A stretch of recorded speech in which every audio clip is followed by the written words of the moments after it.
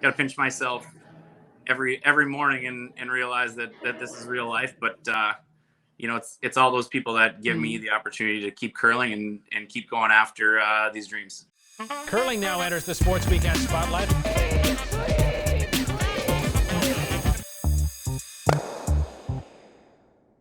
So, Call, here we go. We're headed towards finding the Canadian Olympic Trials champions here, but south of the border. And, of course, happy Thanksgiving to everyone south of the border who are tuning in. But the American Olympic Trials played out a week ago. Yeah, and John Shuster, who, of course, won that glorious medal at the last Olympics in Pyeongchang. Watching that. That was speaking of magical Mike, I mean, this is magical John, the way he was almost down for the count, and what a run he went on to win the gold. So let's say happy Thanksgiving to John and John Shuster. There he is with the gold medal. John, are you there? There he is. I am here. Have you had your turkey yet? Oh, yeah. Nice. Congratulations. Oh, yeah, he's at the turkey. John, you're going back to the Olympics to defend your title. Your back was against the wall after dropping the first game to Dropkin, and yet you found a way yet again. How do you keep doing it? I mean, that's kind of why we have the best of three. I mean, it makes sense for us as our field isn't nearly as deep, obviously, as the field is up there with you guys. But we went 9-1 through the round robin, and I think that I think it's all right that it gets you maybe a tough game. And yeah, we gave up a steal of 2 in that first game to Corey, and with the lead, those guys are tough company. So didn't pull that off, and just same thing that Mike was kind of talking about: get a good sleep, get a good meal, and gear up again for battle the next day. And we were fortunate enough. I mean, Corey actually had a shot in the 6th end there to probably send him to the Olympics, but unfortunately, right next to the shot that sent him there was a steal of 2 for us that kind of completely changed that game. And he hit it on the wrong side of the half inch, and we were able to pull out that second victory and kind of ride that momentum through Sunday.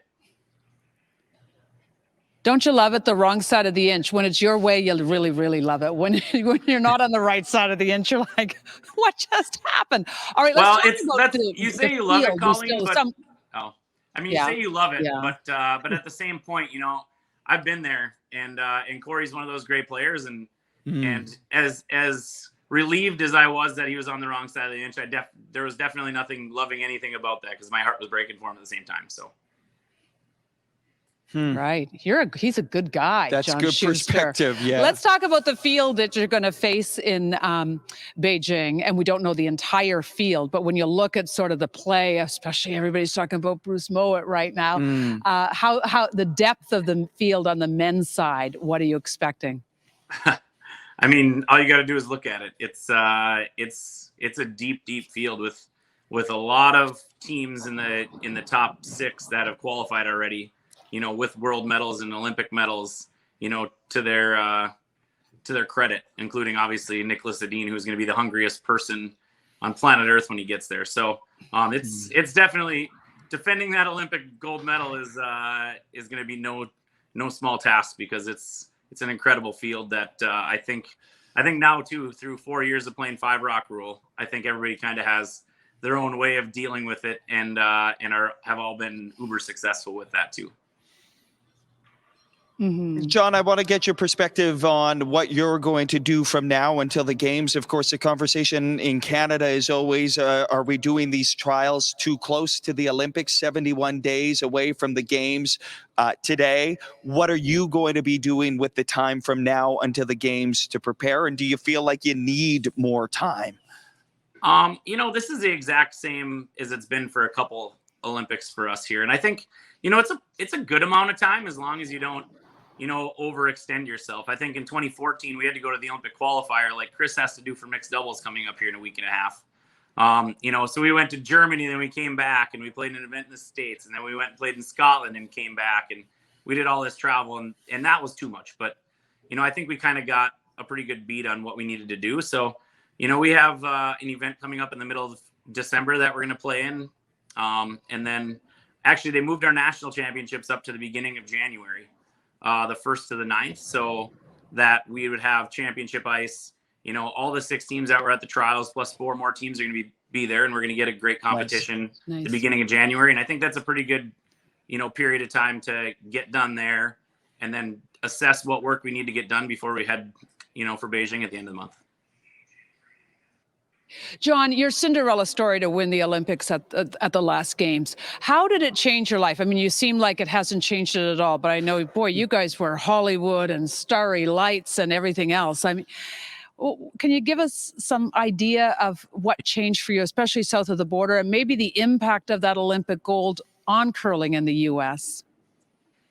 I think, for 6 or 8 months, yeah, we got to do a lot of really cool stuff, but I didn't think it really changed necessarily my life. We got recognized here and there, and, you throw USA Olympic clothes on and people see your face and they're like, oh, yeah, that's John Shuster, Matt Hamilton, whatever. But, when I'm in my street clothes walking around, maybe I get recognized, but people don't generally treat me any differently. And I've tried to not change really either, because, I love being a dad and a husband and, a member of my curling club and a dad who's always at all my kids' school functions, including, my kids are swimmers and soccer players. So, I really, that changed for a while, and we really enjoyed that ride. Each other and our families got to go along for some of that stuff. But, at the end of the day, we're just like the rest of the curlers in the world. For the most part, we have, a second life that's just a very, very normal life. And I really enjoy that. I've done a ton of fishing since the last Olympics. Yeah. That sounds nice.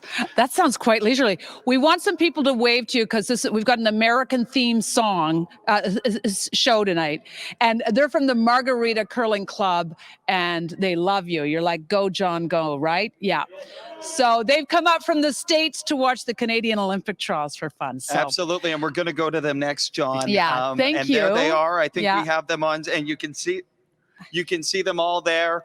And he's waving back at you all right now, and we're coming over to that party in a minute. And I'll tell you, it is a party because they've been up in the warm room here, John, getting ready for this segment. We can't let you go without asking predictions.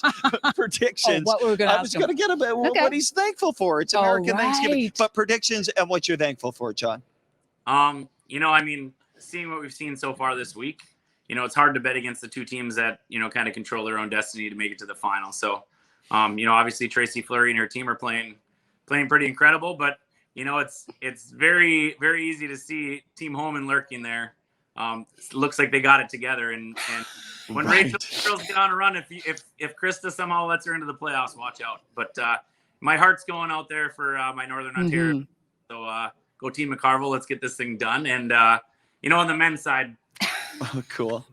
On the men's side, my pick and my team, of course, we all have a pool. My pick was Gushu. I saw those guys obviously play when we were up, in Ontario earlier this year, and I thought they looked like they were primed and ready, like I haven't seen them for a little while, and in what they're doing this week, it would be hard to bet against those guys too. So, and as far as thankful, obviously thankful to have the family support and the curling team and the team around our team to somehow make it to a 5th Olympics. And I don't got to pinch myself every morning and realize that this is real life. But it's all those people that give me the opportunity to keep curling and keep going after these dreams.